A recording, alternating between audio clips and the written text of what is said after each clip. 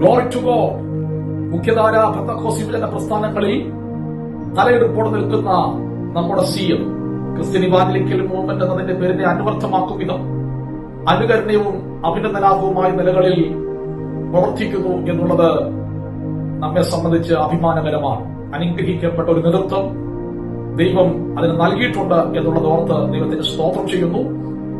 ചില വർഷങ്ങളായി നമ്മുടെ ജനറൽ ക്യാമ്പുകൾ പങ്കാളിത്തം കൊണ്ടും സംഘാടന മികവ് കൊണ്ടും എല്ലാറ്റിനേക്കാളുപരി അതിശക്തമായ പരിശുദ്ധാത്മ പകർച്ചയാലും അനുഗ്രഹീതമായി മാറുന്നു എന്നുള്ളത് ശ്രദ്ധേയമായ ഒരു വസ്തുതയാണ്. ഒരു ക്യാമ്പിനെ സംബന്ധിച്ച് അതിന്റെ വിജയം നിർണ്ണയിക്കുന്ന ഏറ്റവും പ്രധാനപ്പെട്ട വസ്തുത ഞാൻ വിശ്വസിക്കുന്നത് പരിശുദ്ധാത്മാവിന്റെ പകർച്ച തന്നെയാണ്.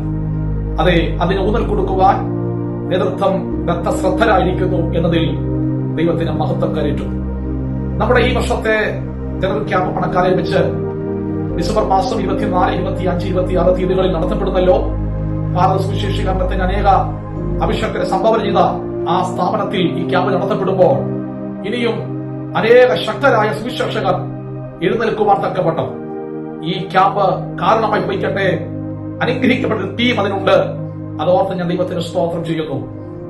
ശാലോം ഫെലോഷിപ്പ് ചർച്ച എബനേസർ കുവൈറ്റിന്റെ പേരിലുള്ള എല്ലാ ആശംസകളും പ്രാർത്ഥനകളും നേരുന്നു.